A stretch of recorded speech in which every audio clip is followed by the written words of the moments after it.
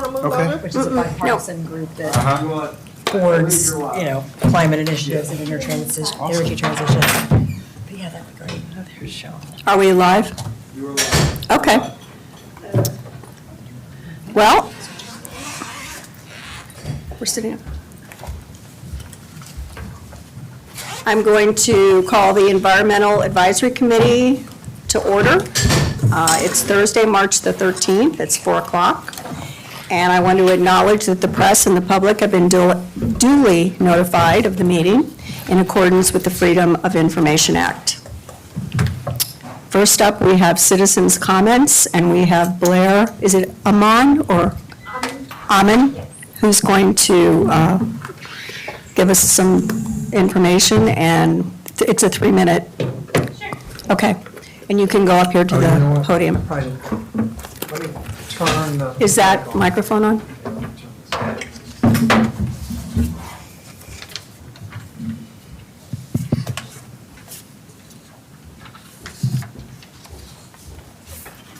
Hi, can you hear me okay? You need to hold the microphone down. Bring it down.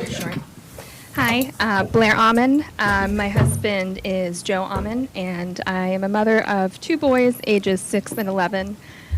We've been residents of this amazing community for 5 years now, and we have loved living here in this little slice of paradise. But we've also been dealing with a lot of chronic health issues. We've been really fortunate that we've been able to work with many incredible resources from all over the country that have helped us identify things in our environment that severely impact our health. One thing in particular that one of our doctors, specifically a doctor that has been treating our sons for various gut health issues, leaky gut, parasites, various things that he has dealt with, histamine overload. But one thing in particular that she wanted me to look into were the pesticides in our environment. You can only eat so clean, but we are in a very beautiful area. We have, I think it's almost half the island is Wild Dunes Resort. I may be mistaken about that, but then we also have city and residential landscaping, and it's really important that this is being monitored to make sure that we're not having these toxic chemicals overutilized and spilling into the water as we're in a flood zone on a barrier island. There are a lot of people, children, pets that walk barefoot, and we're approaching that season. In addition to that season, it's also landscaping season. So we have fertilizers, we have spraying going on, we have grass growing, cutting it, and washing again into the water. Thank you for sharing the water report from the outflow areas, which was a little concerning because in November, you're not supposed to have such high levels of phosphorus and nitrogen, which can come from things such as fertilizers and sewage. When this occurs, we have risk for harmful algae blooms. Specifically, it's called cyanobacteria, blue-green algae, that despite what Charleston Water Service says about it being harmless and earthy, it's actually producing cyanotoxins that aren't being tested for in our drinking water. My hopes that when I emailed Isle of Palms Water and Charleston Water Company this week, that they will provide a more recent report than the 2023 one that is currently published on their website, as well as better testing overall to see what it is that we are drinking in and bathing in. And that's all that I have for today. Okay, thank you so much, you. Blair.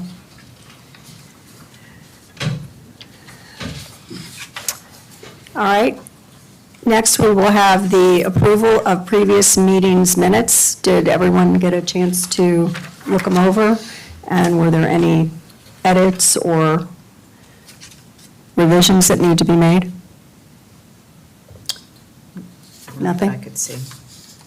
I have a question, are there follow-ups from the minutes, like, sea level rise adaptation plan presented to the council on March 11th? Is that, do we circle did- back and get feedback? Yeah, we didn't have time to actually do that, so we're moving it again back to today's meeting. Douglas had wanted to kind of be a placeholder because there's a lot of information that we have to be briefed on. And we didn't get a chance to get to it last month, I'm sorry. So I'm hoping today or at least in one of these soon meetings that we will be able to actually start to talk about that. Thanks. That's But all. other than that, yeah, we didn't have time. Okay, if there's no revisions, I'd like to make a motion, or would someone like to make a motion to approve the previous meeting's minutes? I move that they be accepted as written. Okay, Second. okay. We have a second, so they're approved. No, we have to vote. So, all in favor? All in favor? All, I always forget that, I apologize. All in favor, say aye. Aye. Aye. Anyone opposed? Okay, so now we have presentations. And Todd, did you want to, or is that's going to be under the new business? Yeah, we have an item on our new business for I the, don't think we have any actual, a lot of what we're going to be talking about is down into the old business and new business. So I don't think we have any other presentations. It would say it, yeah. Okay, all right, so then we can move on to old business. Mary, do you have a wildlife update? Well, a couple of things. We worked on the garden at 7th Avenue this morning and cut down a lot of stuff and dug up a lot of stuff. And the martins are moving in to the gourds. Oh, and they're good. Fun to see them there. At home, I had a martin get killed by a Cooper's hawk, so that was kind of upsetting. dear. But the ones at the garden seem to be okay, and the oldest ones are returning now, and they'll be back. More and more will filter in the next month or so. We did have one other cold-stunned sea turtle in Waldoon, so now we've had two. But now the water's warming up, so things should be looking better for the sea turtles that haven't really arrived yet. And we don't start nesting patrol until May 1st. But that's about it that I know of. Oh, it talks about interpretive signs. Speaking of signage, the turtle signs, I've noticed when I go to check on the work at Breach Inlet, the QR code on them is not working anymore, and I think that's our fault because we've been changing our website, and I've got Liz Firestone working on getting it fixed, but right now, Okay. if you scan the turtle sign QR code, it says not found, nothing here. Okay. So I'll make sure that that gets fixed Okay. before the next If you meeting. need something on our end, I will, I let me know. appreciate that, but Okay. I think it's probably due to the changes that we're making, and Okay. Liz is great, and she's really helping us get a lot of things done in that field. So okay, I'll let you know if Okay. it doesn't thank you. get resolved, but that's all I have. Okay, I can give you an update. We don't have anything solid, completely solid yet, but Susan and I have been working on the interpretive signs idea for the new dock, the new marina dock.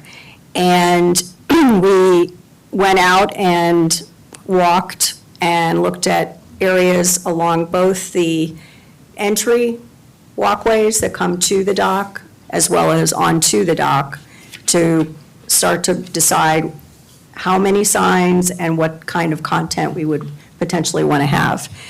Susan made the initiative to contact two different companies that develop signs and also have creative capabilities. One of them is called Vacker, and the other one is Paneer. And so, and she's been working with the gentleman who actually put in the dock, is that correct, Susan? Kirby. Kirby, Marshall from right. ATM. To make sure that our vision is going to be okay with what the city and what Kirby's vision is for the dock as well. And so we're somewhere between about 13, 14 total signs. And again, that would encompass the walkways that come to the dock as well as onto the dock. And there would be much fewer signs on the actual dock area. One of them actually would be down where where people can actually fish, and it would be by the floating dock. So I'm hoping by next month, we'll have a much more fleshed out report with these actual sign sizes, the content information, and then potential cost. And we are looking at getting funding from Islander 71 and the marina. I've got contacts for Islander 71. So, I'm sorry, my allergies are making me so hoarse. So, when we can get a better idea of what the real costs are going to be, which would also include some graphic capabilities, we would need that. We can then come back to council and the city to give them an idea of maybe their portion of a funding option and what that would be. I think by next month, do you think? I'm saying that because Susan's sitting in the audience, for those of you that are listening online. And if I may, I think it's good to note that Laura and I have talked about diverging a little bit from our original plan and having smaller signs along the walkway. The walkway, smaller, 12 by 18. Yeah, that would all be about salt marsh animals. So they would be kind of spaced to pull people along the way, but would be smaller and less obtrusive. Right. So when we say 13 to 14, keep in mind that half of them would be like a much smaller sign. Right, we're looking at some bigger signs that would be right as you're coming onto the dock. And then, again, some other signs that would be like 24 inches by 18, and the 24 is the length, the 18, and they're angled so that, and we want to make sure that they're angled properly so that not just adults and relatively large or tall children, but also for our handicapped accessible people so that they can also read them as well. So we're trying to cover all of the bases and cross the Ts and dot the Is to make sure that we've got a plan that is feasible. And remind me, with the dock, will they also be able to fish off of it? Yes, at the end of the actual dock, there's it's actually like a floating dock area, which is where they can, and we're going to have a sign there. It would be actually about, the types of fish that could possibly be caught in that area. Should we include also like a measurement graph as well, like what they have on boats, so you know what you should throw back in, or, kind of That's go a in good that idea. direction? Yeah, that's a good idea. I did mention that to Kirby, and he was, his feedback was that it's not necessarily meant to be a fit, like, we don't necessarily want to promote. To encourage fishing. it. Yeah. Mhm. So he was a little on the fence about that, not super enthusiastic, because I thought, well, that would make sense, and we could easily do that. I Right. mean, we could still do it. It's gonna be farther, now we're talking about placing it in that area. And so if people are there, they're probably fishing anyways. So I think there's still maybe some logic of doing that. And I can talk about that more with time. Okay, thank you. Thank you, that was a good point.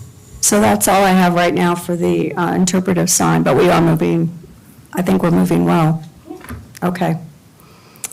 Next, we have litter and discussion of the lighting ordinance. Todd, is that Yeah. perfect? Thank you. Yeah, thank you. Matt and I got together, and it's in the packet. I've got, if you'll hand, there's only 4 of these, if you guys don't mind sharing a little bit. No. There's only there's 2 pages each, four couplings there. But we went through the current ordinances based on what we'd shared previously from the other local barrier islands. Yeah, there's 2 pages. Sorry, I've got one, thanks. Oh, I see. there we Okay. go. It's online. Yeah, it's in the packet as well.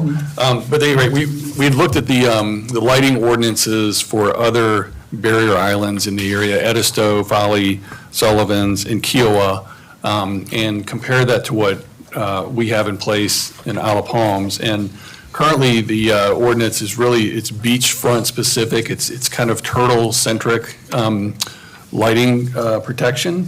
And so, just reminding everybody, we wanted to kind of broaden that a little bit and think about beyond the ocean, the marsh, the lagoons, any of the green space on the island, as well as providing protection for other wildlife, pollinators, and the two-legged wildlife, the folks in the room here included. So we kind of took a stab at taking what was already there, making some pretty light changes to that to broaden the scope. And there's a couple of key things we were thinking about. One was light shining more down instead of out. So especially if you're in a residential area, with some of the neighboring, we borrowed a lot of this language from neighboring communities, but, things like not having light shine beyond your property line, shining into residences or into common green spaces that border the property where the lighting exists. So there was a lot of, some of the four communities I mentioned had specifications on the Kelvin and, the different ratings of lights, a lot of specifics about where the lights could be located, shielding and things like that. That may be something we want to look at down the road. We just thought we'd take kind of a low-hanging fruit approach to just getting something on the books that's a little bit more, it kind of takes the same principle that we have for beachfront turtle protection and applies it to all wildlife as well as the residents. So you can see the ordinance with the red lines. It's hard to, I'm sorry, it's small print, I recognize that, especially with the red line like that. But that was the idea. So the thought was we wanted to get your feedback, and I was hoping Councilmember Myers would be here today as well to get her feedback, but we can do that offline. I think she's out of town today, but at any rate, get some feedback from the group to see if we felt like this was a reasonable request, and if it was, run it through the other channels, police department, zoning, et cetera, and just make sure there's no concerns with these changes before presenting it potentially to council to approve as a change to the ordinance. Matt, anything I left out or missed? No, I think that covered it well. I think just the intent was also not to be, like Todd said, there was Keough and Folly had a lot of technical stuff where they went through reviews. This was not meant to be so punitive, more light, and just kind of refocus the purpose of the ordinance. Yeah, but I think that covered everything else. I did have a question about section D where and I think that might already have been in the regulation, where it talks about individual use of lights and it references, flashlights and things like that. So how will we be able to communicate this if we haven't already to islanders, to our residents and visitors, that this is what the expectation is so that they're aware of these regulations? Yeah, that's a great question. And we actually talked about, how to message this out broadly. And I think it's one thing to get, people that are here regularly to get the message out, because it's kind of like one and done. But you have, hundreds of thousands of people that come here, once a year. So, how do we let them know as well? So we had actually, I have another topic on the agenda to look at what Keough did. They have a thing called a Good Neighbor brochure. And some of it is the policies around, fireworks and parking and things like that. But there are things about, being respectful to wildlife. Don't approach alligators, stay away from lagoons. So there's sort of this concept of you can put out, like, what are the important things about being a good neighbor, a good visitor, that maybe we could kind of make a communication. We currently have in all the STRs, there's a very dry and kind of harsh stated, set of rules that we, sort of reinforce for our visitors. Maybe this could be something that's a little bit broader, and a little bit friendlier, actually a more attractive piece that could draw attention to things like, what happens when turtles nest and why do we do things? There are alligators. Actually, I've heard people say they're not real. They're real, and so just let people know what's going on here on the island and do that in kind of a friendly and inviting way. So it's another project it's on the agenda for today I'd like to look at that kind of piggybacks off of that. Well, I wonder if there's any opportunity where we, on the boards that are at the beach access by the paths, if maybe we could add a little blurb on those boards about the flashlights, since that directly impacts people who go down to the beach. Yeah. If there was a minimal cost to Yeah. it. Yeah, we're on the same page. I've been thinking a lot about more broad communication. We were talking about the signage on the docks. We're talking this, I know we've got a matrix of things that came up from the community enrichment, is that what it's called, Douglas? The Yes. enrichment plan that are for this organization to look at. I think there could be, sort of a broad communication strategy that, kind of makes the whole island look and feel, and, you're hearing the same things and seeing it the same way. We have a lot of different styles of signs, and each sign has, different beach accesses, has kind of different focuses or different gathering points. The marina's got something different than the beach access at 54 has, that sort of thing. So there may be an opportunity to do something broader where we contribute what we consider to be the environmental, top 5 or top 10, whatever things that we want people to be aware of, so that's. Have you talked with any, or I was thinking about, we should be also in contact with the rental companies and the Chamber of Commerce as far as broadening the message out Yeah. to, I know a lot of the rental companies have brochures that they include in like the welcome packets for the renters when they come in to a unit. And I know, I think the turtle information is usually included in there, but I'm thinking about broadening that messaging Yeah. in that area as well. Yeah, I guess what I'm suggesting is I think it's a bigger project that I'd love for this committee to take on, but I think all the stuff that's in that matrix probably feeds into that, Okay. I think. Yeah, exactly. That's what I'm thinking. Yeah, okay. One more question on E about the streetlights. Would you define a low-pressure sodium bulb? What does that look like when it's turned on? That, I believe, that has the that amber amber one? hue, yes. Yeah, it's a lower intensity, which would be kind of a softer, kind of Yeah, that amberish color. right. It has a different. Those are also, oh, go And ahead. I didn't know that the city had agreed to that. Good. When I talked to Desiree, she seemed kind of hesitant about Yeah, that. yeah. So, Mary, that's in the current code, not new language from Todd's edits. In our current code? Yeah, Yeah. that's Oh, in our really? current, so if it's black on your page, if you've printed it in color, that's existing. If you're blue and underlined, it's new. Oh, I can't tell because of the Yeah, colors it's hard with not the here. printout. And I wonder, I mean, that is a code from the early 90s, and I wonder if that is still probably still not a relevant or accurate. I think they're all LEDs now, aren't they? Because the bright white LEDs are the worst ones. Yeah. And they're not, we don't have those yet. They were talking about getting them. So do you think we still, maybe because of The this, we're still Dominion wanted us using? to change from the old Oh, Cobra this head. might be what, so We maybe, haven't done anything yet, to my Okay. knowledge. it might be because of this is already in the code. Maybe when. leave it I that way. wondered, that's why I wondered when I saw it. So we can certainly look at that but that's an existing thing that I don't think Todd and Matt got into. Just generally a question I had, so the turtle lighting stuff is only during turtle season, but the other natural areas, the kind of new provisions would be year-round, correct? Correct, yep. So are we kind of creating a situation, or would the interpretation be, could you illuminate the beach year-round, or just, are we leaving it so that you could illuminate the beach in times that you couldn't illuminate the marshes? And should we make the turtle lighting ordinance year-round? I think that was the intent. If we didn't get there, we missed it. But the intent was to get rid of the May to October mindset and just make this like, this is a year-round kind of a thing. So we would want to add a deletion to C1, I think, correct?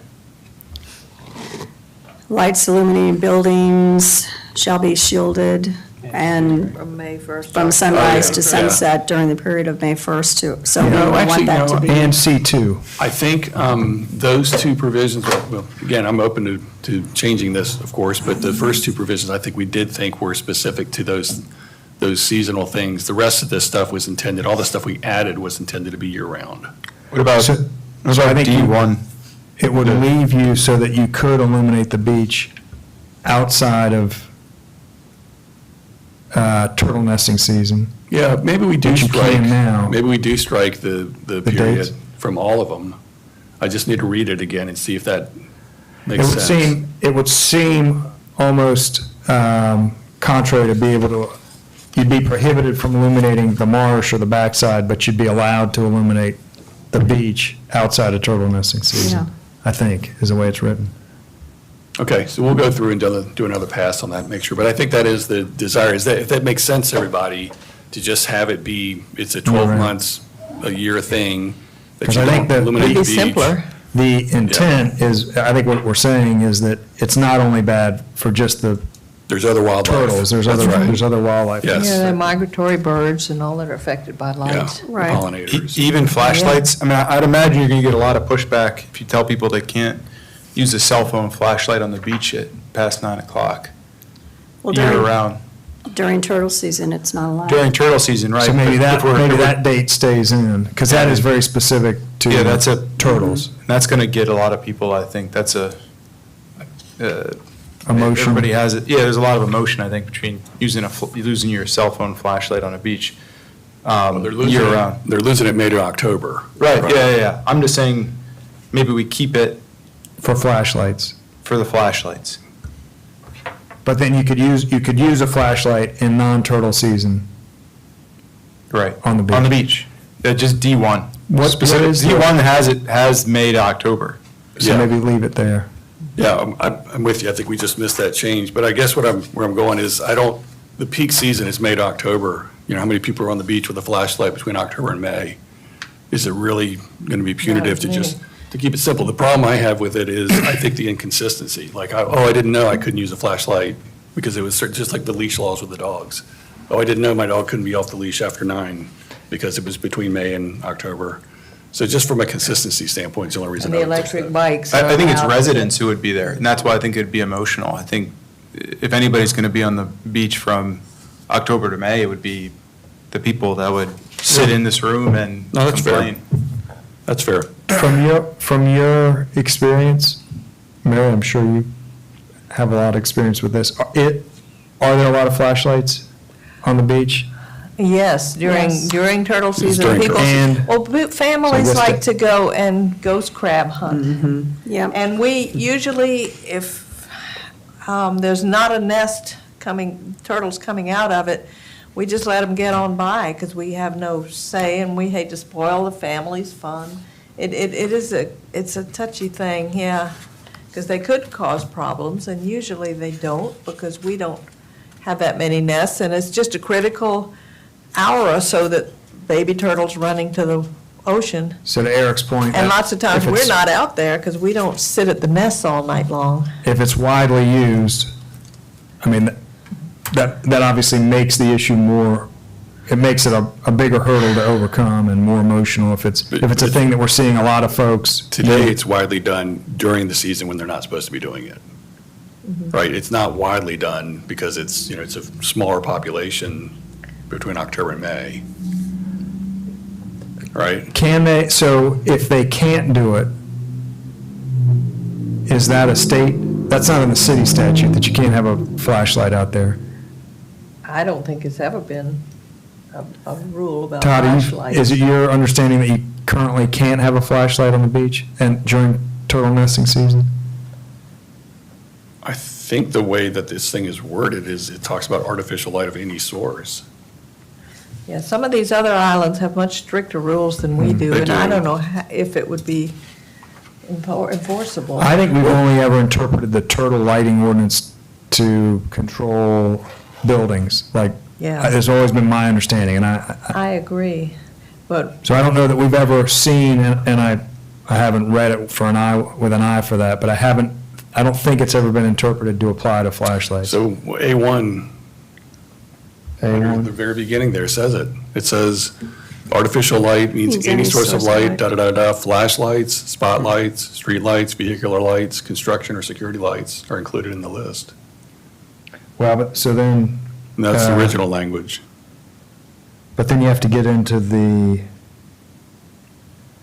set, so that's the definition, so it does define it, but does it say somewhere in the standards that you can't?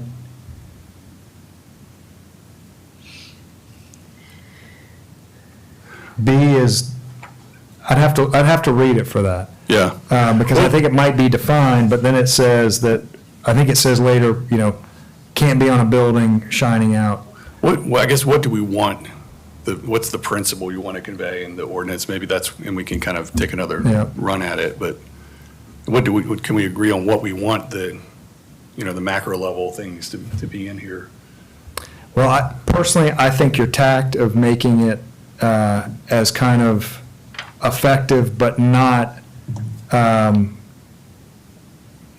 generating the amount of pushback that you could get if it was a, broad ban on things, is the most likely to succeed from my perspective. Okay? I don't know about the flashlights. I think that's a valid point. I'm not Yeah. out here on the beach at night enough to know, to kind of gauge the emotion that would generate. To me, kind of before I thought about the flashlights, I think the rest of it's very well done and the right level of modification. I think the thing about, I consider a little bit,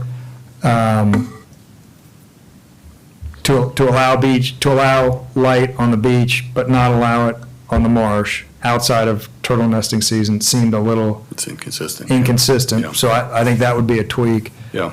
And so I think to me, you adjust that, and then you will decide on the flashlight aspect of it. And The flashlight thing, just, sort of a general decision on that. The issue is shining a flashlight on the wildlife, right? Or shining a flashlight where the wildlife could be distracted or, the Harassed. turtles go the wrong ways, harassing.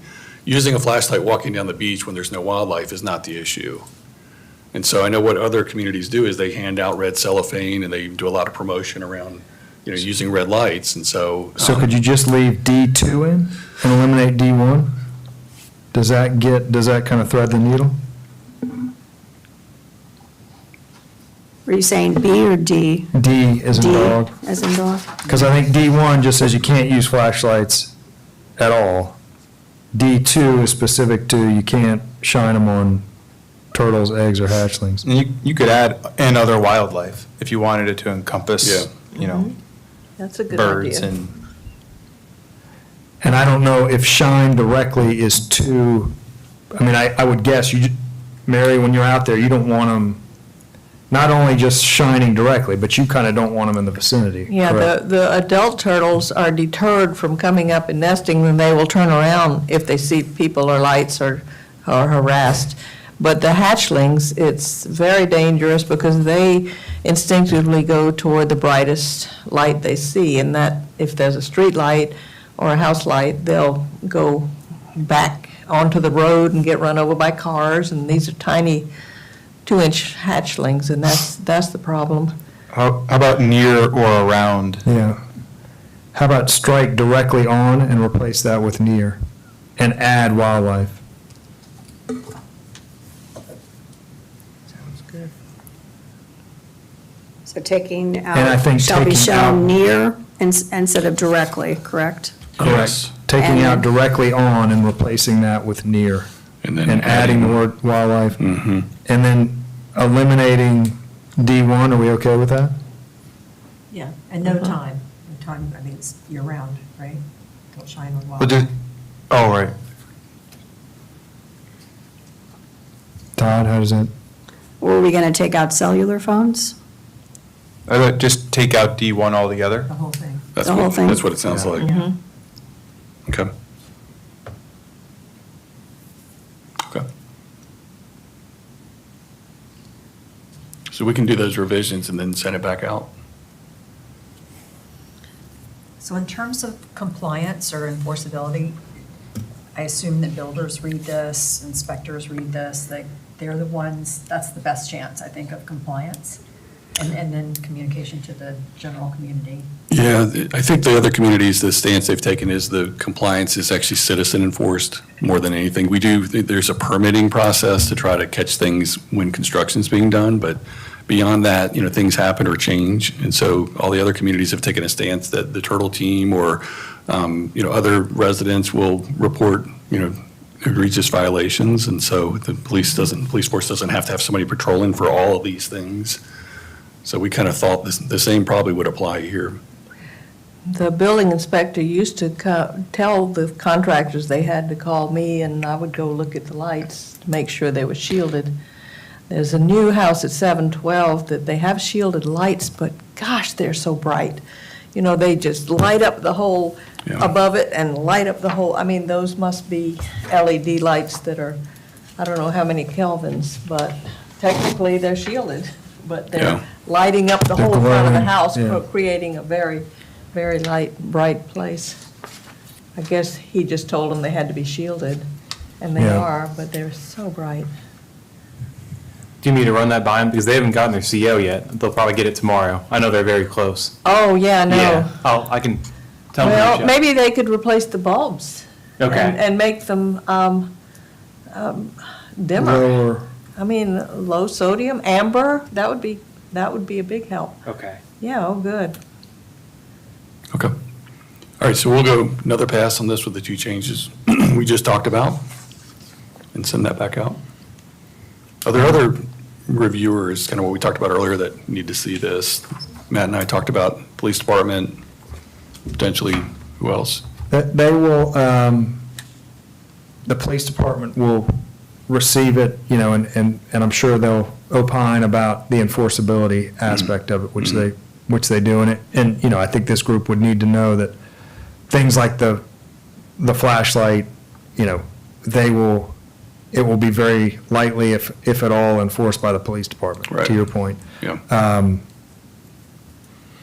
Code enforcement would, you know, we do have a process now of dealing with the turtle lights on buildings, kind of the permanent type things. I think that process would carry through with this, wouldn't really be changed much.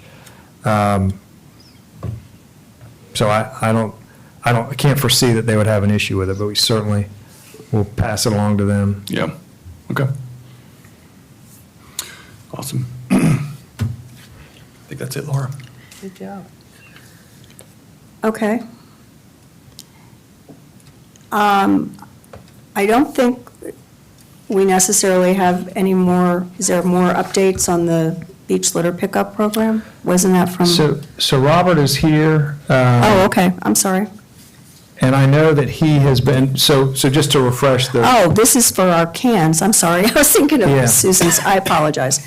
And there's really not a ton to update on this, other than we are, you know, the effective date of the new program is September. September, correct. So we are in the process, and I think Roberts has a draft of the request for proposals. I know he's been talking to potential contractors that might bid on that work, just getting their feedback on the feasibility of operationally how to get it done.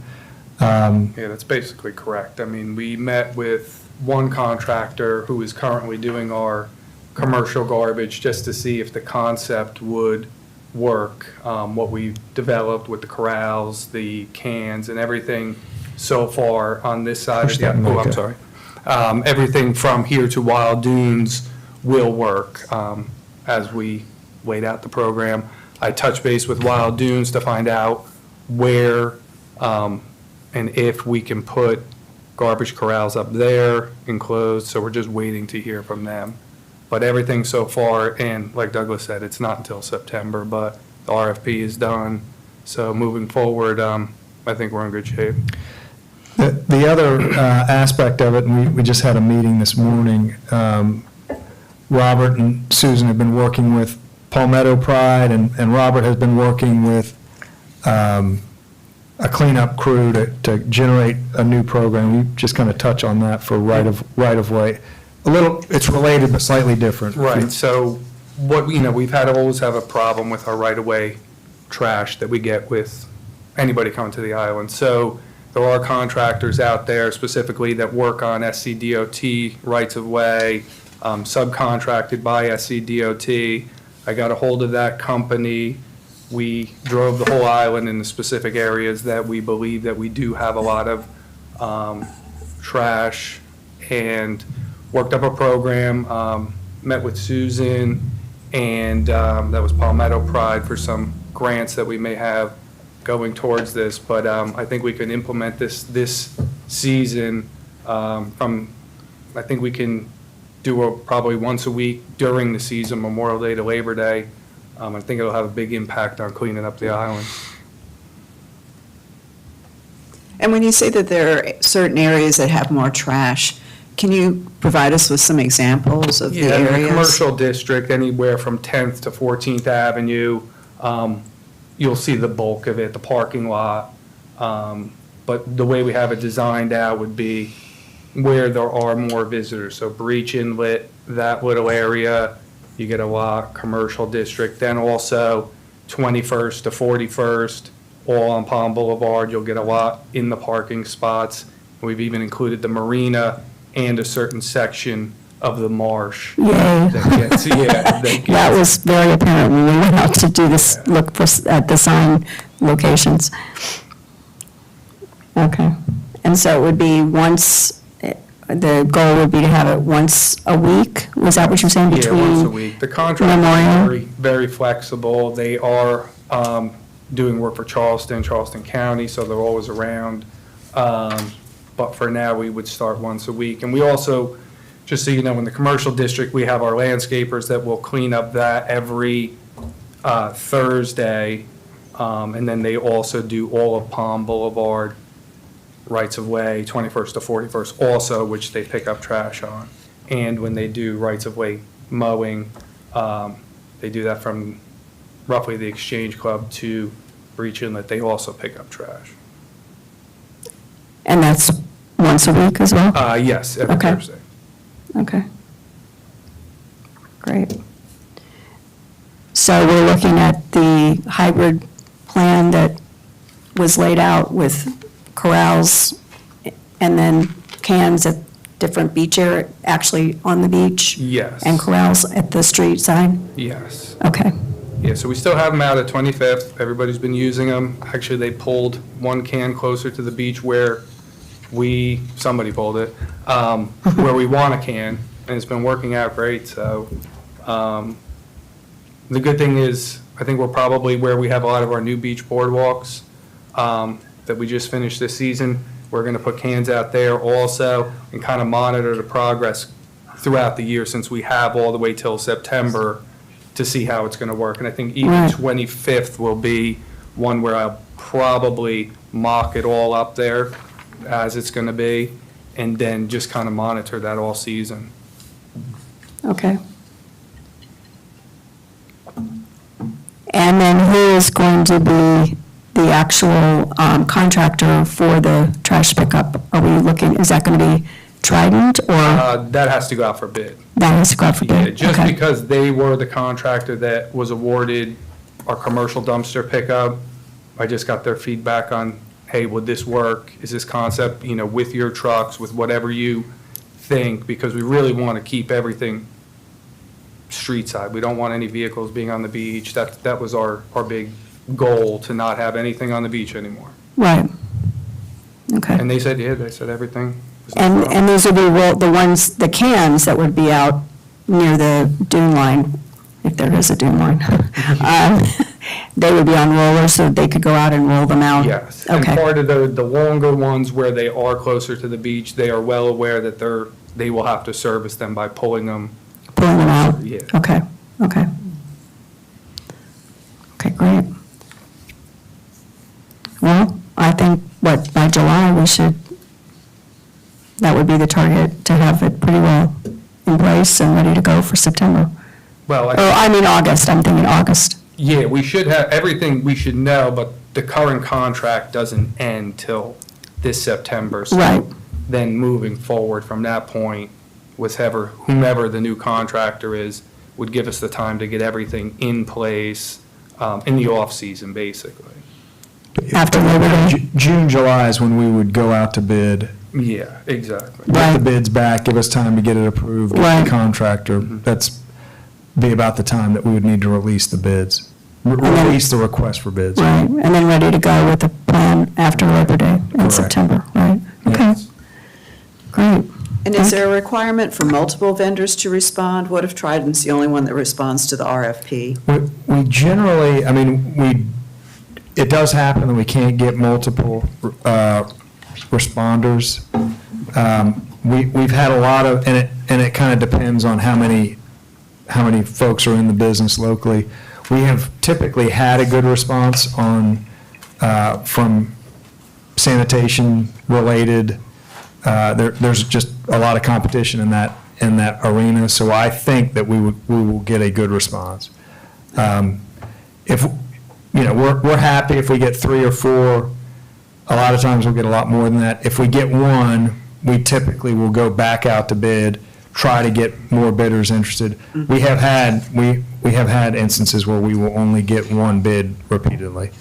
We don't like that, so try to avoid that, Right. but it does happen occasionally.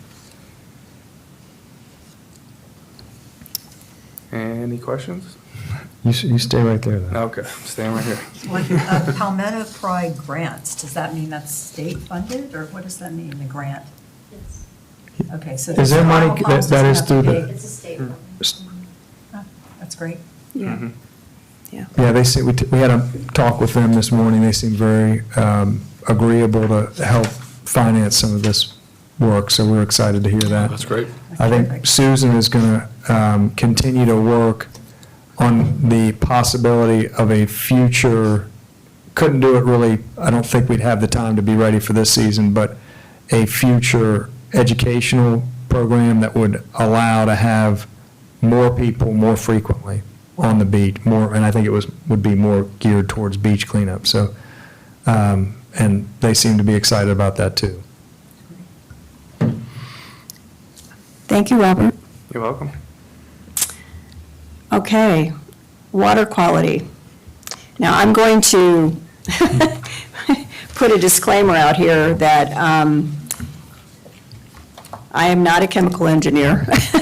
And Blair was nice enough, when we started having the conversation about the glyphosate issue that her family has been encountering, I mentioned that, we had done a water quality test, but we've been a little bit stymied as to how to interpret it because we weren't getting information from GEL, which was the company that actually did the test, and our previous member, Doug, is no longer with us and hasn't been able to come back to help us. So I sent it to her, and she was able to look at it and use some open AI-assisted summaries to explain what was in that huge document that we got back from GEL. And I think the key takeaways are that we definitely have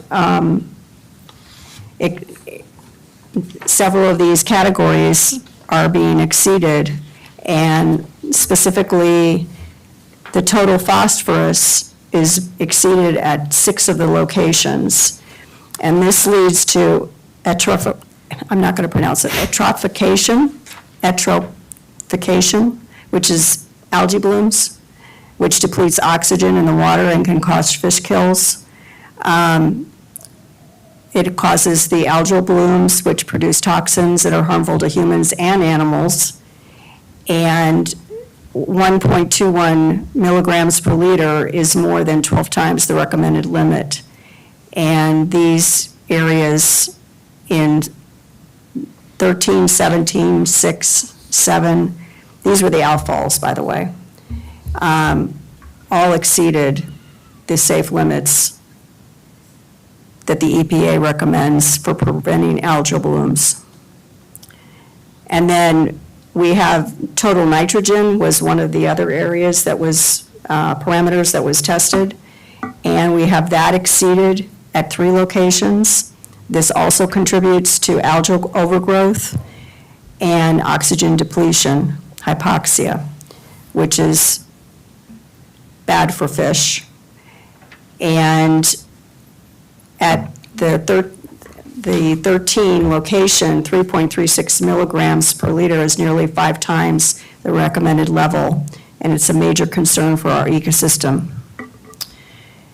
We had oil and grease exceeded at 1 location. That was at the outfall number 6. And why that's a problem is that this also prevents oxygen from entering and suffocating fish and aquatic organisms. It's toxic to wildlife, birds, and amphibians, leading to bioaccumulation in the food chain. And this indicates that there's industrial vehicle or restaurant waste pollution. Where is that outfall located? 6? That's something, and I apologize because Doug, again, had all of the information on where the outfalls were. And I should be able to pull that up. Can you Keep pull that going, up? Laura, I'll pull up. Okay. the maps. I had a couple of them because even GEL had questions. I know one of them is at Second Avenue, the Second Avenue cross street, and one of them is at the 14th Avenue cross street, and another one is at Myrtle Boulevard, where 21st intersects it, and then another one where 30th intersects it. But I don't know which numbers those were specifically. And I think we had talked about getting like some kind of map or something previously so that Yeah. we would know So where we would those know, areas were. right. Because I think that's obviously a key part of it, so that we know. I know when we met with Chris Jordan at the water company, he specifically told Doug to include an outfall near Harris Teeter, because he had a feeling that that was going to be a really bad area. And that very possibly could be number, SW13, since that was one of the most toxic areas in, So SW13 is 25th Avenue. oh, okay. SW6 had kind of a lot going on. That's 14th Avenue, so that is behind the Harris Teeter. So both of those locations, actually 25th Avenue picks up all of Palm Boulevard and goes to the outfall. So every- SW13 is 25th Avenue, Yes, and SW6 is behind Harris Teeter? yes. And Harris Teeter picks up all of Ocean Boulevard, all the way down Okay. 14th to the outfall. So And they're wh- picking up all And that. what about Actually is the- SW7? Right. SW7 is Myrtle. Okay, that was the one, okay. Yep, that's near the kind of boat ramp on Myrtle. And SW14? Is 27th Avenue, end of 27th. And 18? 18 is 41st. Okay. There's a restaurant there too. Is 13 25th or 21st? 25th. 25. 25. Yeah.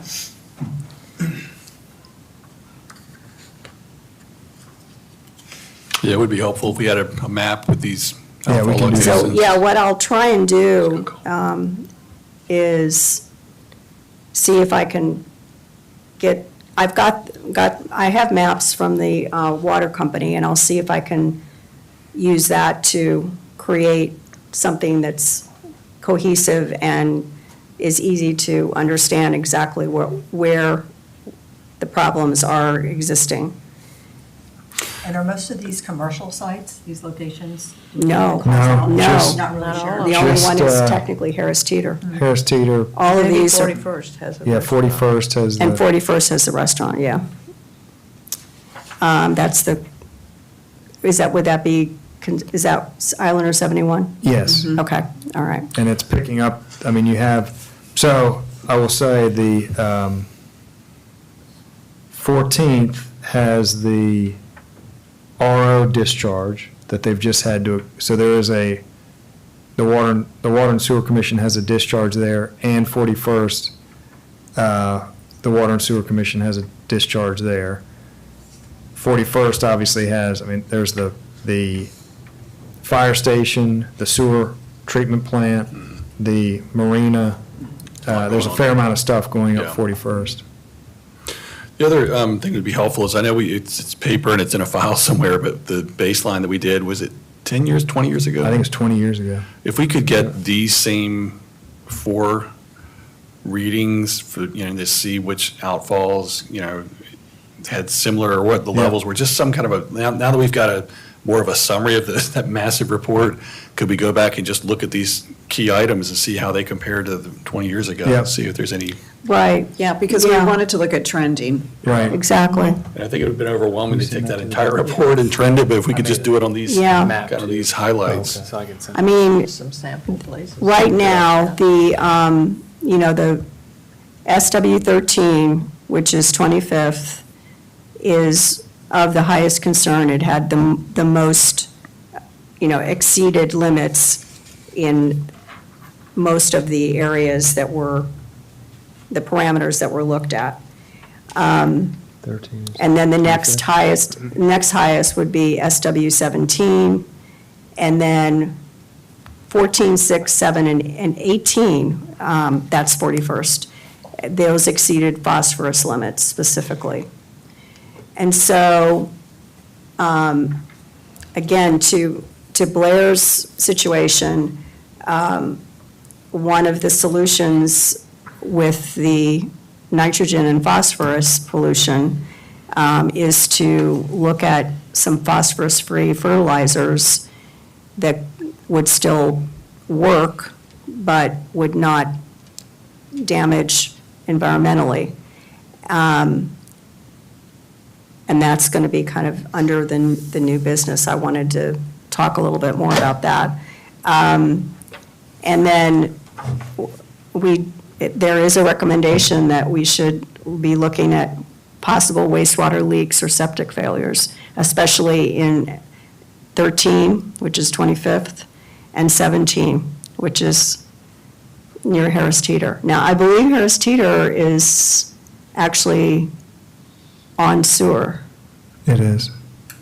but the outfall might be coming from, You do have that creek that connects under 21st. Yes. That would be connecting unsewered parts. To that, okay. Yeah, All right. so yeah. Do we know if insecticides like mosquito killer would contribute to the phosphorus issue? That's something I think that's something that people use a lot of and would use even conceivably in November. There's a lot of Spraying. mosquito spray going on. But what I don't know is like what problem bucket that would fit into, if any. Do we- I'm not sure, and I can look into that. And they spray the golf course. I think they spray. They by spray everything. plane. Yeah, they well, spray I mean, everything. Yeah, I mean, and I Yeah, think. it's like, And they do it all winter long. And the irony is that, but when they're spraying, that's not when you don't kill mosquitoes, you kill it in the larval stage. So it's really not even worthwhile. It's Yeah, not and I think effective. you could probably get a lot of people behind limiting the types of herbicides and insecticides people use, provided there's an alternative. I think if you. And there are. If Yeah. you banned it, people would go crazy. But I think if you said, hey, you just can't use this type, but you can use this type, and, maybe there's even a list of companies that do that to the extent that that would be acceptable. I mean, I think you Yeah. probably wouldn't get a lot of pushback on that. we Well- just did that. We built a house and we used one that was non-harmful. So there are choices. Yeah. Yeah, there Yeah, are I mean- choices. And I'll get into it under the new business, because the city of Miami has implemented they implemented this year a ban specifically on Roundup and one of the other chemicals that specifically has the glyphosate. And they have information that you can contact them, and I was going to call and get more information from them on the kind of due diligence that they did and what kind of community engagement they had to help get this done and get the city's approval to do it. How much does the city use herbicides and pesticides? So, yeah, that's basically why I was here too. We do not use any. As far as Roundup, glycophosphates, only if directed in the one gravel parking lot, because there we cannot do anything. Only thing we can do is weed whack. With the rocks there, it's a liability. That's the only place that we do it. But as far as Roundup, we don't use it anywhere else unless I would have to specify to use it somewhere, and I don't. Which is just something we don't use. Right. I've So Robert, also, the gravel lot, that's the lot B? Municipal lot. Municipal lot behind the public safety building? A, behind the public safety Yeah. building, yes. Okay. Also, when we do our fertilizing and weed control, which is different, it's a selective weed control. I'm not crazy about that either, but we also just do that once a year. There's tracer in it's a dye that goes into the tank when they spray it, and it's really off-season. I think they just did it maybe a month ago, and that's the only ones we do for the city. I've also touched base with the recreation department, because that's a huge concern. Right. Because you have the playgrounds, you have the sports fields. He does not use anything in the playground as far as spraying, no Roundup. The sports fields, though, they have to treat, because it's an investment, it's Bermuda grass, it's, you have to do your chemical treatments on there. They do put signs out that say, keep off the grass. Is it glyphosate? No Roundup. He doesn't use any the glyphosate, no, they don't use that there. It's just selective weed killer. Weed killers, like pre-emergence and stuff like that. Yes, exactly. But that too, that gets into the waterways, there's runoff. I used to have actually an organic fertilizer in Mosquito Company up north. Like a phosphorus ban wasn't anything unusual, and we used to have to notify homeowners in a 200-foot radius before we applied any chemical. So it's not unreasonable, and Roundup is something that I don't like, never like to use it, don't use it. And there are other alternatives. There's the glacial acetic acid, which is a horticultural vinegar that works just as well, just doesn't leach into the soil like Roundup does. Does the rec spray for mosquitoes? They did, I think, for an event or two, but I don't. Not and regularly. that was years ago. Okay.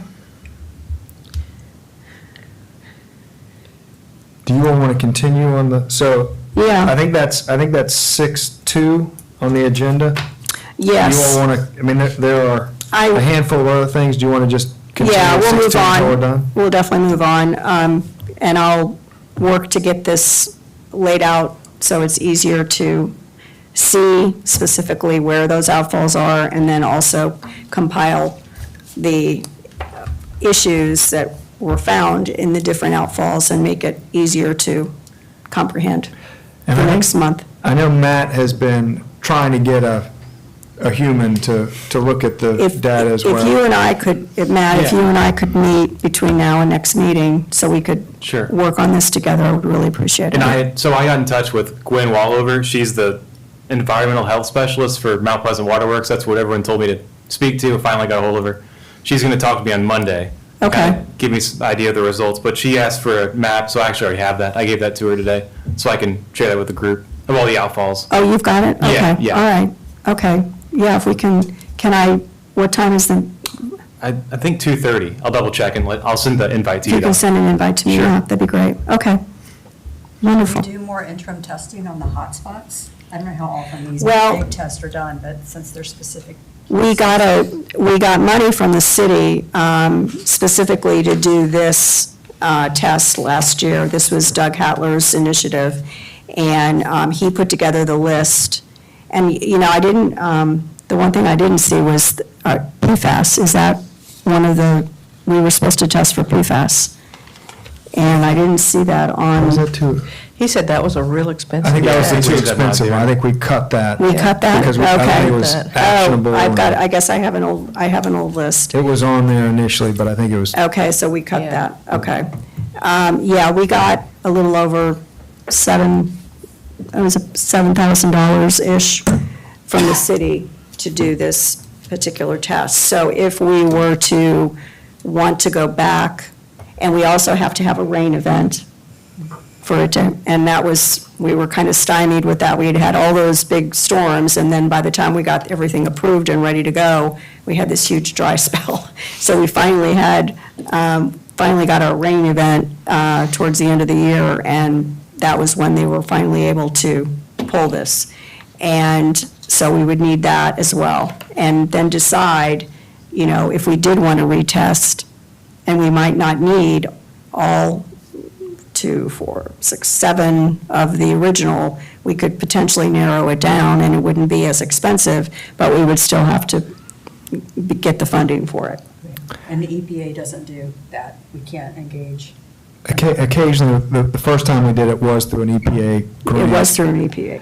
Okay. And I guess to that end, I mean, I think a lot of this discussion initially started with the Septic. concern about septics, and Yeah. it does look like, specifically, I guess we have nitrogen at 3 locations, but I guess the nitrogen could be because of any number of things, and I was kind of thinking in the same vein of whether we could drill down on those 3 locations to see if it is indeed septics, Fecal. or if it's, fertilizer or something else that's Right, doing that. So, right. so I think that would be a logical next step. I think we'd want to kind of get recommendations from experts on that. But Right. it's kind of where my mind was going to, is to drill down on some of these. Because 25 years ago, when there was talk about, and the city tried to do some ordinances around septic, and there was testing done, and then it became questionable that it really wasn't human waste, it was animal, non-human, it was dogs, et cetera. And that was why we wanted this to be more comprehensive, to be able to tell us, is it human or is it dogs or other animals? Okay. All right, then let's, do you have any update, any more on the federal lobbyist? Yes, the administration committee has been interviewing firms along with the Water and Sewer Commission. I think they're at a position to recommend a firm to full council at their meeting the 25th. Okay. So, yeah, that's moving along, and council is excited about that. I am too.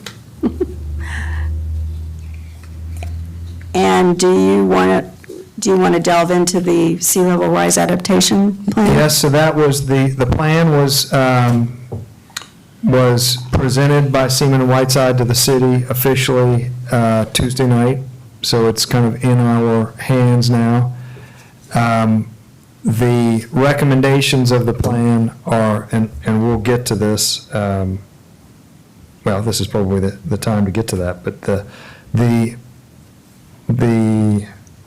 where's the, yeah, going to talk about this at 6:3 on the agenda, but we are developing, we have a tremendous amount of recommendations the city has received kind of in quick succession. The community enrichment plan, the comp plan is bubbling up through the planning commission. That's going to be received. We have the sea level rise adaptation plan. And there is a lot of overlap in those plans. There's a lot of key issues that keep getting hit upon. So the planning commission is working through with the staff, and Matt specifically, grouping all of those recommendations. I think it's approaching 300 different recommendations. But and that's what's in your packet, just kind of a snapshot of what that's going to look like. But that process will ultimately result in kind of a grouping of environmental issues coming to this committee for your digestion, working through, and potentially ultimately recommendations back to city council on those specific recommendations.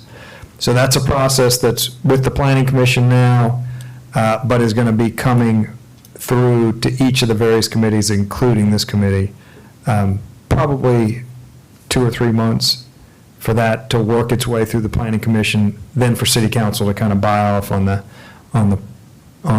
assignments and the prioritization and the grouping of various issues. So it's been a lot of community effort, a lot of work has gone into those recommendations, so there's a lot to digest. It's kind of probably a 2 or 3 year work list for 4 different committees, so there's a lot to it. So we're working through it, and more to come on that. Okay. And I know that they are down at Breach Inlet now working. Yep, the on the Army Cleveland Corps Range. is in place now. They are adding sand to the shoreline.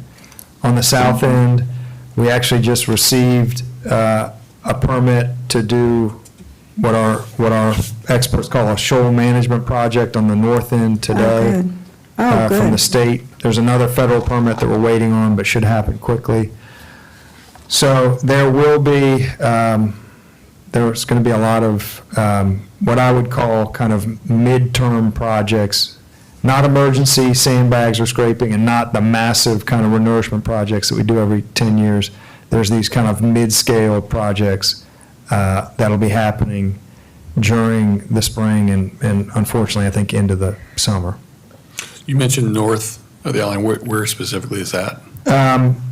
So it's in Wild Dunes, it's really Beechwood between. East. Beechwood. Beechwood East. Yeah, Where the sandbar is attached? Correct. Not- It's kind not of up at Dewey's. It's kind of at the two ends where that Yeah. sandbar is coming ashore. Yeah. Beechwood East at one end, and the condos, Ocean Club and Ocean Club. Seascape on the other end. So What two different exactly hotspots. are they doing at Breach Inlet now? It looks like they're just scraping sand around, and I didn't see the pipes pumping anything yet. Are they So they have pumping? been, yep. the- They the have been? pipes have- So it's an couldn't interesting, tell. there are actually Good. conveyor belts on the spoil, they don't like to call them, No. the silt placement islands Yeah. adjacent to the intercoastal. Yeah, There's a series of conveyor belts there.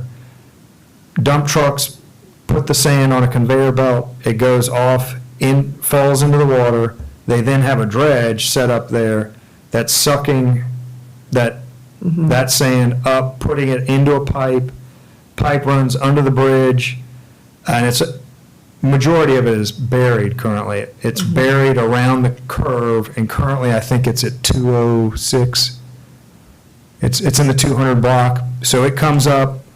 The pipe there is not kind of the gushing, we're used to when we've done the offshore dredges, it's like a 4-foot wide pipe, and it's just fire hosing sand.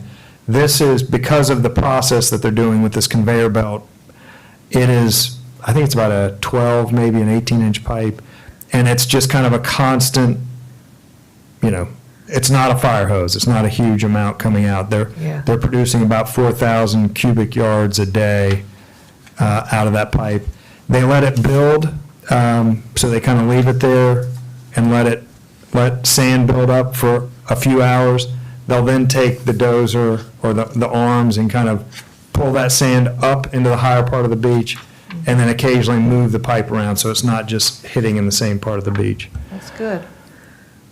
Glad they started. They've got sticks in the ground all the way up to 5A with little, I'm sure you've seen it, little ribbons tied to them. Yep. So I guess they're working that way. They are. They're starting at Second and going to work up to Ninth. There was one poor guy out there raking up the Spartina rack and putting it in black bags. Yeah, that, They wanted to unfortunately, that clean the convey, beach. yeah, they are, there is, some of the material that they're dredging has, The rack in it. material in it. From the marsh, yeah. Yeah, so Yeah. they're getting that out as it's coming up. Good. Okay. Thank you for the update, You're welcome. Douglas. Okay, let's move on to new business. I added this topic, discussion of using some of the city's beautification fund to help some of our trees on the island that need nutrients and trimming. I was with Susan and Matt out at the rec center, I guess 2 weeks ago, and the rec center is going to be doing this art and cars event in April, and one of the additional events that are going to be part of it is a tree walk and talk. And Jerry, and I don't know Jerry's last name, Matt. Benoit. Benoit, who's a master arborist, was there to talk with us about the things that he would want to try and coordinate for that event, to do the walk and talk, to make it accessible for adults and for children. And he noted that the live oak that's directly in front of the rec center, which is a favorite tree of everyone at the rec center, having difficulties, and he could tell that by the very top area of the branches at the very top of the tree, the canopy, that was not looking well at all. And he mentioned that it would need, and it also needed more mulch and ground cover around the base of it, which it was very bare and just bare earth. And so Matt kind of jumped on it after the meeting and said that he could be willing to help, and he's going to be doing trimming along Palm Boulevard of our palmetto trees.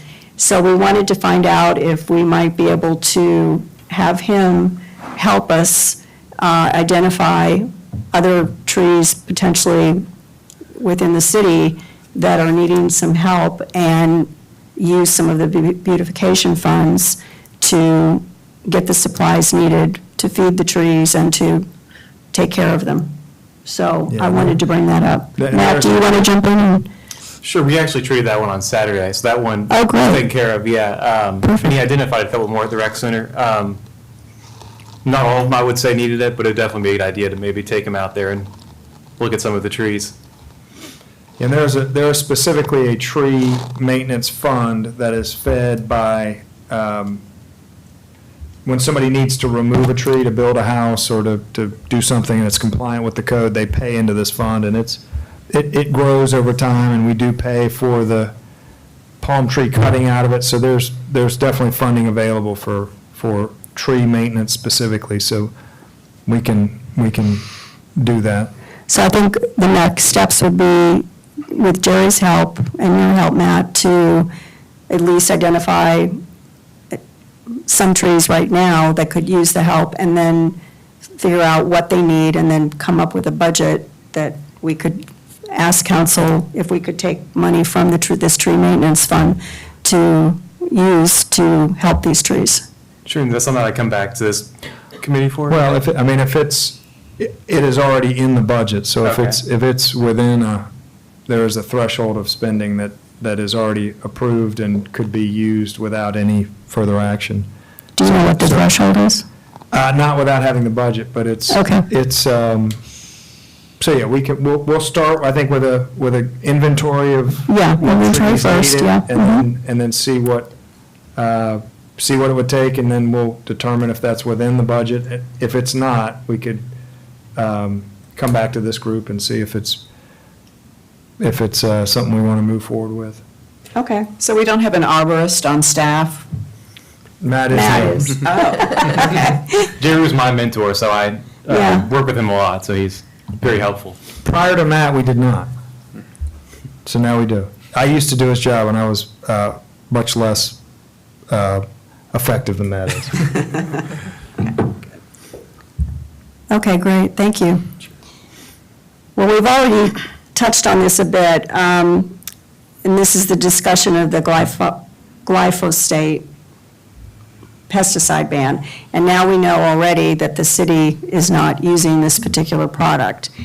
And what I did do is I contacted WDCA, and I got the name of the landscape contract company that handles all of the common areas for WDCA. I called Carolyn Foti and talked with her and explained that I was looking into an initiative through our EAC committee. And Jacob Hildebrand is their WDCA common or community manager, and Trent Tinder is with Green Carolina, and that's the landscape company. So what I was going to do is, and with Cindy had offered to help me with this, to meet with Jacob and Trent and have a conversation with them about what they use or what they don't use, and see if there's any need to work with them on not using the glyphosate products. So that's what and the city of Miami,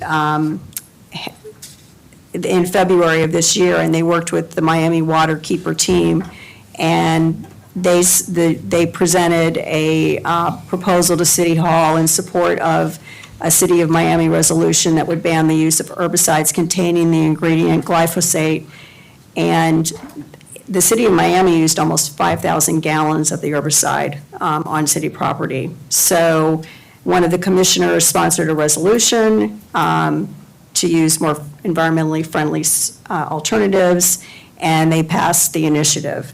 And so this is also, glyphosate is also not good for our pollinators, bees, and, you know, it gets into their nervous systems, and it basically renders them almost unable to fly, and it paralyzes them. So it's not just human issues. It also does have the runoff into water that can cause the algal blooms.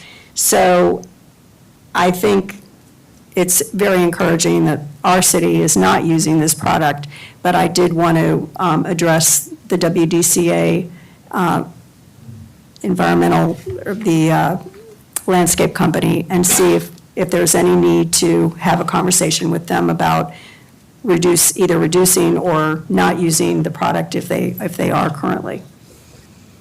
I think we can talk to the resort as well, like what do they use on the golf course? And the golf course too, yeah. And that would probably be under the purview of Jacob Hildebrand, because he's and I've been in touch with him about rodent infestations in the community, because it actually directly affected my neighborhood when they had a problem at Huey's Restaurant. So I know he would probably be also involved with the green space, not just the green spaces, but the golf course. Yeah, Scott Ferguson would be the point of contact with the resort. Scott, Yep, he's the golf course maintenance. okay, Scott Ferguson, Guru. okay. And we have his contact information if you want. Okay. So does anyone know what the counter argument is? I mean, this seems like a no-brainer. Are the alternatives To use, really pricey, or like what's I don't, the counter argument? Robert will know. Robert, what do you know? Those that about- are fans of Roundup, why would they not want to use, why would they be resistant to pivoting away from Roundup? It's Roundup. just very effective? Yeah, Roundup's very effective. It's systemic, so it goes down the stem. Yeah. Most of the other products that you use, like the horticultural vinegar, it'll burn the leaf at the top, but a lot of times it also kills it at the same time. But it's been like an industry standard forever to use, Roundup is the trademark name, but it goes under a bunch of different names. But that's really, that is also very expensive at Roundup. So, So It's just very we're- effective. Yeah, At- just at very- killing- It's just at that killing it's- stuff, it's that. it's, Okay. yeah, it's very it effective. does, it does the job very Yeah. effectively. Yeah, Ranger Pro, I think, is one of the other products that is similar to Roundup, that some communities use. Yeah, it goes under a bunch of different names. Bunch of different names? Okay, all right.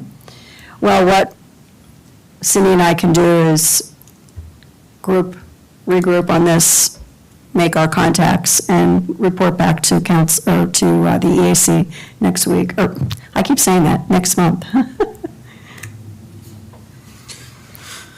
So I think the blue-green algae, you were talking about that someone told you it's not dangerous. I think it's very dangerous. Like the town we live It's in. on the website. Yeah, outside of Boston, like dogs die, like they Yeah. tell, let your dogs, and, 2 or 3 dogs every year die. Like, it's pretty dangerous stuff. Right, but they're hiding it in plain sight. It says it's right on the website. It comes from Bushwater Reservoir. There's blue-green algae. It gives it that earthy smell. It can look discolored. They're telling you, but yes, it can be toxic. And especially when we have temperatures rising. This is in the springtime, so, ideally in a perfect world, I was just reading about blackout dates for fertilizers and pesticides during that peak season where only certified professionals, contractors can spray certain things, slow release phosphates, that type of thing. So that might be something worth considering too, if it's just a seasonal blackout date or ban. Okay, seasonal blackout date or ban for using some of the products? Yeah, it sounds like there's a phosphate nitrate. He mentioned something about not being, that's not abnormal to hear a phosphate ban. No, that was in New York State, and then I think New Jersey actually adopted that also, that it was phosphorus-free fertilizer, so it didn't contain any in that fertilizer. And that was due to lakes that were in those regions where they banned them. Because they were experiencing the Yes. algae. Right, okay. Okay, Douglas, you touched on this, the Community Enhancement Task Force recommendations, because that rolls into the climate action. Can I jump ahead of you? It's not on the agenda, but you put it in the email, the thing that I'd sent you, that you sent out, the Good Neighbor brochure. It's not in the packet? It's in the packet, but it's not on the agenda as new business. It's the last one, discussion of the Kiowa good neighbor policy. It got added, it was the, I have the old It was the agenda third, yeah. Okay, I have an old Third, yeah. agenda. Okay. That's where we're gonna go Sorry. now. Correction. Yeah, okay, thank you. I was just going to say, it's in the, it's, somebody hit on it in this set of recommendations. There's a good neighbor policy and recognition thing specifically for STRs. So anyway, if you want to go through what you're doing, I just wanted to comment that it's in the packet. It's from Kiowa, it's actually pretty attractive and it's pretty succinct. Down the road, I think something like this would be worthwhile. And then I think for our purview, it'd be looking at the things that are environmentally specific, like we're not going to comment on parking or, some of the other ordinance-specific things, but we can provide the content for the things that are from this committee that come out of this list that, Douglas, you're about to go through and read line by line to us. I'm not going to do it, Ted. There's a lot. There is. So do you want it? That's it. I just wanted to point out it was Okay. in there and that, down the road, I'd love to see us do something like this. I just want to get the idea on the table at the moment. I think it's a great idea, Yeah, I Todd. do. I think this is great. Parking, yeah, like you said, we Sean maybe was saying not, earlier too, kind of the same idea. noise, beach, wildlife, occupancy, yeah, lighting, pets, electric. I mean, people want to do the right thing. They Yeah. need to know what to They do. don't know. Sometimes they just don't know. Yeah. They just, The example I exactly. used with the alligators earlier, they truly don't know. And perhaps those could be given to the rental That's what I was thinking. Yeah. packets for. But it could also maybe, Just so people would know. it could also if they maybe, take the time to read them, that is. that's true, but maybe it becomes part of the signage at the beach accesses and at other places. So there's this constant for everybody, no matter where you are, you get these same 10, 20, whatever it is, key points that really, these are the things that matter most. How do we, be good neighbors or respect the locals being the wildlife and the human beings in the area. Yeah. And for sure included on our website, too. Right. Right, yep. Okay. Cool. Well, I think with what we are going to be getting from the Community Enhancement Task Force and then also from the Sea Level Rise Plan, we'll have some a good opportunity to touch on many of these and potentially put something like this together specific for IOP. Are you going to cover some of this, the recommendations? What were you going to cover today on that? No, just the process. Just make sure. So what's the timing of this again? So it's with the planning commission now, they're Yeah. kind of they're grinding the sausage to create a more concise kind of flow chart that goes to each of the committees. So I think that it will probably be out of the planning commission, it's going to go to council and then be dispersed from council, I would guess 2 months Okay. before that happens. So Todd, did you get a feeling for where this specifically was with you? This was Like in the short-term posted? rentals, posted in Posted short-term on- rentals. okay. Mhm. I don't know if it's a posted or a hand, or, like a flyer or something, but it's supposed to be inside of all the rentals. Every rental, and a laminated thing that everybody Possibly, would see. yeah. And it's just, it's a lot nicer and friendlier, more inviting than what we require our rentals to have. I do not remember the specific, we have a required placard. Yes. And there was a rewrite of that placard because of, we either started, it was deemed too nice, and it got more forceful, or it was the opposite. But there was a kind of a concerted community effort to rewrite the placard to what Yeah. it is now, but that's been But the 15 years ago. content, and the content was focused on noise, stop, be quiet after 10 o'clock. I think there's some trash things, it was more. It was no very large parties. ordinance, it was very ordinance It was very, driven. very legalistic. Yeah, Whereas yeah. but this is inviting, like, hey, enjoy the Yeah. island, but be a good local, whatever the theme of this thing would be. Yeah, I like the, you'll be among many permanent residents, please be a good neighbor. I mean, that's a kind of sends it home right there. Don't That's try to great. pet the alligators. Yep, they're real. Don't ride the turtles. Don't try to ride the turtles, yeah. Fill in your holes on the beach Yes. during turtle Yeah. season. Can we, I don't know if this list has numbers on it, this recommendation list, but it's hard to reference them when they're, I'm going to send it, I can send it to you in Excel. That's what Planning Commission has it in Excel. okay. I would suggest letting them kind of trying to get them a little more grouped, but I'd be happy to send it to you in its current Excel format where it is.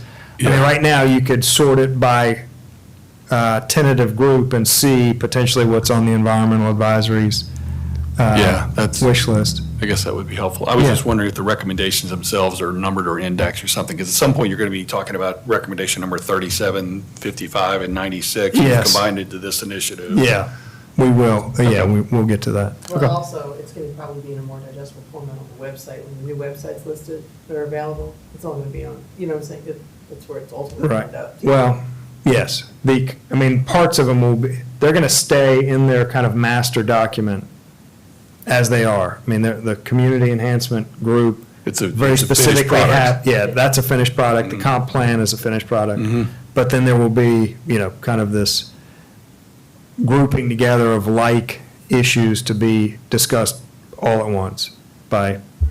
So where I'm going is there might be two items that are assigned to public safety, but this committee has something that sort of dovetails or overlaps with it.